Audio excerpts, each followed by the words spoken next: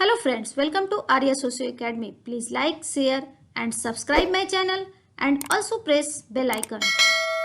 बहुत सारे एग्जामिनेशन आप लोगों के सामने हैं। ऐसी स्थिति में सारे टॉपिक्स को कवर करना बहुत ही मुश्किल है। इसलिए मुझे लगता है कि आप लोग ज़्यादा से ज़्यादा क्वेश्चन आंसर सीरीज़ को हल करें तो ये आप लोगों के लिए ज़्यादा बेनिफिशियल होगा। तो इसी को ध्यान में रखते हुए मैं MCQs आजकल ज़्यादा प्रोवाइड करा रही हूँ जिससे आप लोग इसका लाभ ले सके। चलिए इसी के क्रम में देखते हैं आज का MCQs, जिसमें है क्वेश्चन नंबर 1। निम्नलिखित में से कौन सा विभेदीकरण का बोध कराता है, न कि संस्तरीकरण का। देखिए यहाँ दो टर्म्स आ गए, विभेदीकरण और संस्तरीकरण। विभेदीकरण क्या है?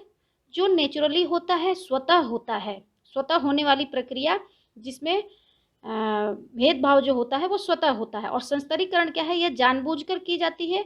और विभेदीकरण में जब उच्चता निम्नता की भावना आ जाती है तो वह संस्तरीकरण में बदल जाता है। तो इस तरह से इसमें पूछ रहा है कि कौन सा विभेदीकरण का बोध कराता है, इसके बारे में पूछ रहा है। चलिए पहला है, ऑप्शन देखें। ऑप्शन ए है वर्ग, बी है महिला पुरुष सामाजिक भेदभाव, सी जाति, चौथा डी। तो हमारा सही आंसर होगा डी लिंग। यह नेचुरली मेल और फीमेल लिंग अलग अलग होते हैं। लेकिन देखिए एक ऑप्शन यहाँ बी भी दिया हुआ है, महिला पुरुष सामाजिक भेदभाव। जैसे कि पुरुष ज़्यादा शक्तिशाली होते हैं, पुरुष का वर्चस्व है, पुरुष हमारा समाज क्या है, पुरुष प्रधान समाज है, तो ये क्या है, सामाजिक भेदभाव है। तो यहाँ क्या है, सामाजिक, अर्थात हमने बनाया है, सामाजिक है और इसमें उच्चता निम्नता की भावना है। तो ये क्या, संस्तरीकरण का ये एग्जाम्पल हो जाता है, न कि विभेदीकरण का। और विभेदीकरण क्या है, नेचुरल वो आपका अंतर है, वो विभेदीकरण कहलाता है। तो फर्स्ट का हमारा आंसर क्या है, डी। Next question number 2। निम्न कथनों पर विचार कीजिए। संस्तरण के प्रक्रियात्मक सिद्धांत के अनुसार, यहाँ पूछ रहा है संस्तरण के प्रक्रियात्मक सिद्धांत। संस्तरण के प्रक्रियात्मक सिद्धांत पहला दिया है, सामाजिक संस्तरण एक आवश्यकता है।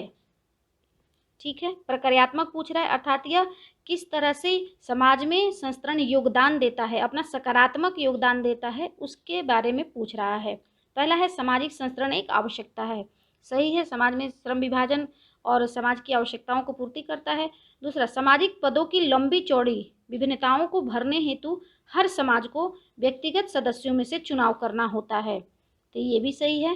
तीसरा है, हर पद के लिए सर्वश्रेष्ठ प्रतिभाशाली व्यक्तियों को आकर्षित करने हेतु समाज अलग अलग प्रतिफल की प्रणाली स्थापित करता है।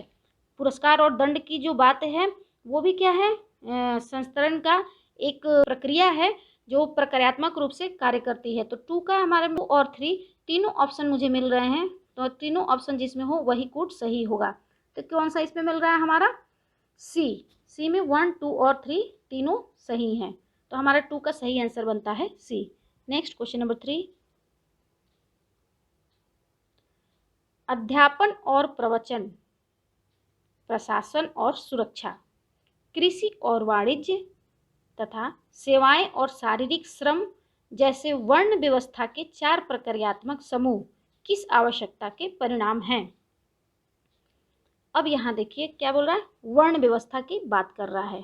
वर्ण व्यवस्था और 4 प्रक्रियात्मक समूह हैं। एक समूह है अध्यापन और प्रवचन का, दूसरा प्रशासन और सुरक्षा का, कृषि और वाणिज्य का, और चौथा है सेवा और शारीरिक श्रम का। तो वर्ण व्यवस्था क्या है, कार्यों पर आधारित थी, जिसका जैसा कार्य था उसके अनुसार जो व्यवस्था बनी थी उसे वर्ण व्यवस्था कहते थे। तो कार्यों के आधार पे होगा तो इसमें एकदम आसानी से हो जाएगा। जो कार्य, जैसे ब्राह्मण हो गए उनको अध्यापन प्रवचन का कार्य मिलता था, क्षत्रिय हो गए प्रशासन और सुरक्षा का कार्य होता, कृषि और वाणिज्य वैश्य लोगों का कार्य था, सेवाएं और शारीरिक श्रम शूद्र लोगों का कार्य था। तो ये क्या है, कार्यों का बंटवारा था, उस आधार पे, कार्य के आधार पे जो व्यवस्था थी उसे वर्ण व्यवस्था मानते हैं।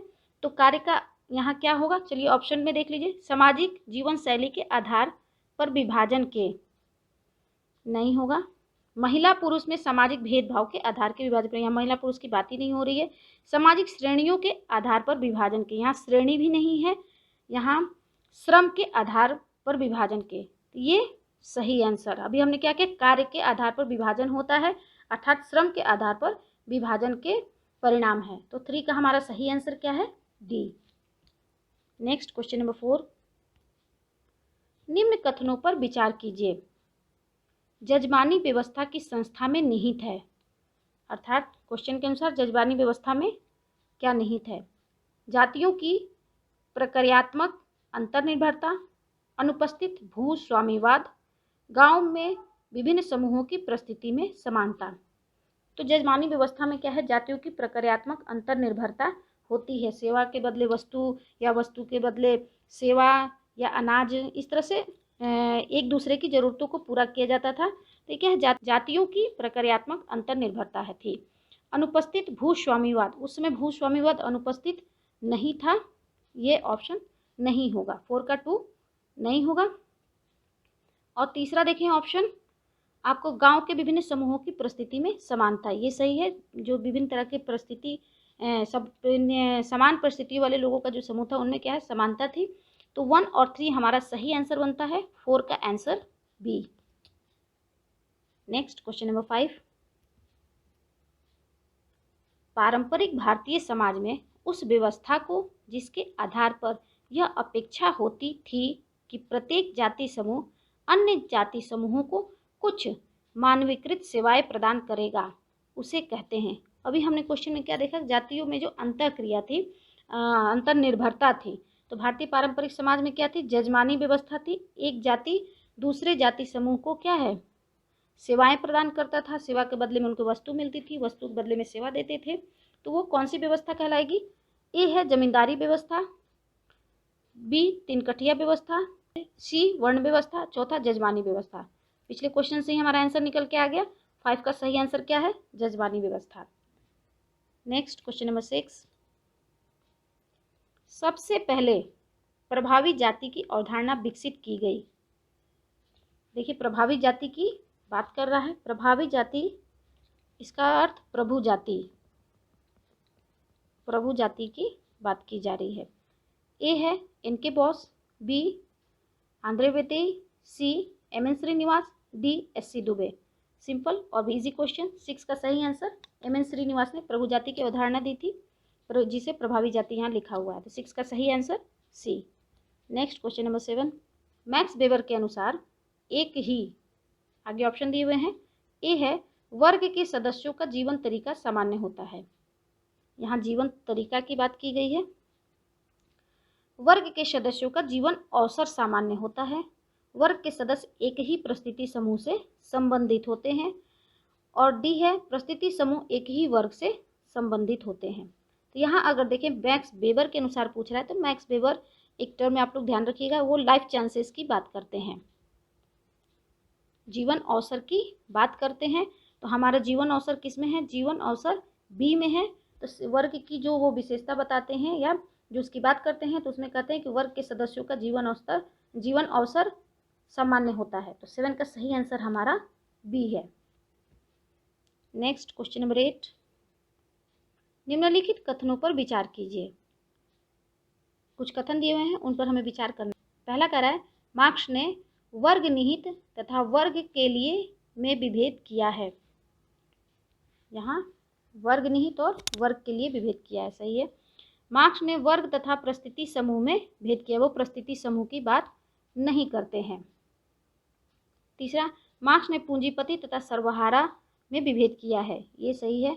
मार्क्स ने उत्पादकता के संबंधों तथा उत्पादकता के साधनों में विभेद किया है, ये भी बिल्कुल सही है। जब हम लोग मार्क्स को अब आगे पढ़ेंगे, मार्क्स जो पढ़ा है आपने, तो उसमें भी देखा है कि क्या है, मार्क्स उत्पादन प्रणाली को प्रमुख मानते हैं और उसमें उत्पादक संबंध और उत्पादन के साधनों की चर्चा करते हैं। जो उत्पादन का साधन के जो स्वामी होते हैं उसे पूंजीपति वर्ग माना है, और जो इससे वंचित वर्ग है उसे सर्वहारा वर्ग माना है। और सर्वहारा वर्ग अपने में वर्ग बनाता है और अपने लिए वर्ग बनाता है। तो ये हमारा ऑप्शन में फर्स्ट 3 और 4 आ रहा है। तो ये कुछ जहाँ मिले वो हमारा आंसर बनेगा। तो 8 का सही आंसर क्या बन रहा है, बी। इसमें 1, 3 और 4 हैं, तो 8 का सही answer B. Next question number 9, Karl Marx के अनुसार वर्ग की सदस्यता निर्भर करती है। मार्क्स के अनुसार पूछा है, वर्ग की सदस्यता किस पर निर्भर करती है? बहुत इजी आसान। अभी मैंने इसके पहले एक्सप्लेन किया। वर्ग किस तरह से सदस्य होगा? जो साधन का स्वामी होगा। इससे वंचित लोग हैं, जिनके पास साधन नहीं है, वो लोग सर्वहारा वर्ग कहलाएंगे। तो दो तरह का क्या है इसमें विभेद, किसके आधार पर है? साधन के आधार पर है। तो 9 का सही आंसर हमारा सी है। 9 का सही आंसर हमारा उत्पादकता के साधन के आधार पर वर्ग की सदस्यता निर्भर करती है। 9 का सही answer C. Next question number 10। सूची 1 तथा 2 को सुमेलित कीजिए और सूचियों के नीचे दिए गए कोड का प्रयोग कर सही उत्तर चुनिए। यहाँ हम लोगों को अब सही उत्तर चुनना है, मैचिंग करना है। वर्ग, राजनीतिक स्वीकृति नहीं होगी, शारीरिक विशेषताएं नहीं होगी, जीवन के अवसर और जीवन के तरीके। अभी हम लोगों ने वेबर के अनुसार देखा था, लाइफ चांसेस की जो बात करते हैं, वर्ग परिस्थिति क्या है? जीवन अवसर की समानता है। तो यहाँ ए का हमारा हो जाएगा 3। ए का हमारा ए का यहाँ होगा 3। अब दूसरा ऑप्शन है परिस्थिति समूह।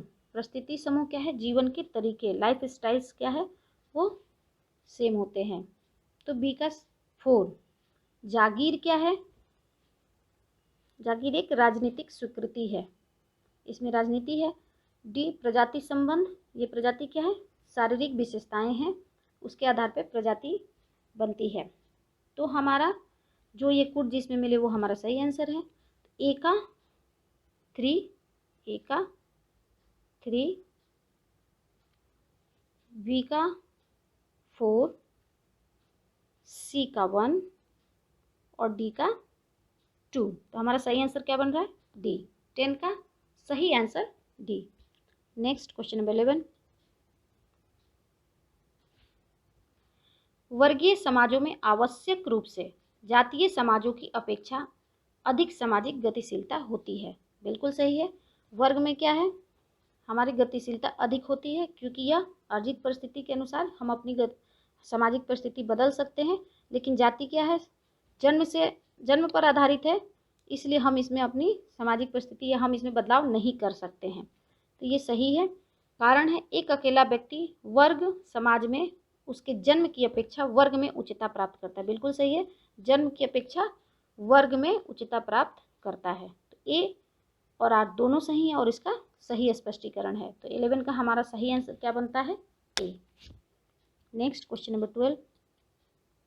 भारत में धर्म परिवर्तन करना संभव है, न कि जाति। बिल्कुल सही बात है। हम धर्म परिवर्तन करके किसी भी धर्म के सदस्य बन सकते हैं, मगर जाति में परिवर्तन नहीं होता है। उसका कारण क्या है? भारत में व्यक्ति जन्म से जाति प्राप्त करता है। बिल्कुल सही है, तभी यह जाति है। जबकि धार्मिक समूहों की सदस्यता अर्जित की जाती है। हम कोई भी धर्म परिवर्तन करके हम दूसरे धर्म के समूह के सदस्य बन सकते हैं। कथन और कारण दोनों सही हैं और इसका यह सही स्पष्टीकरण है।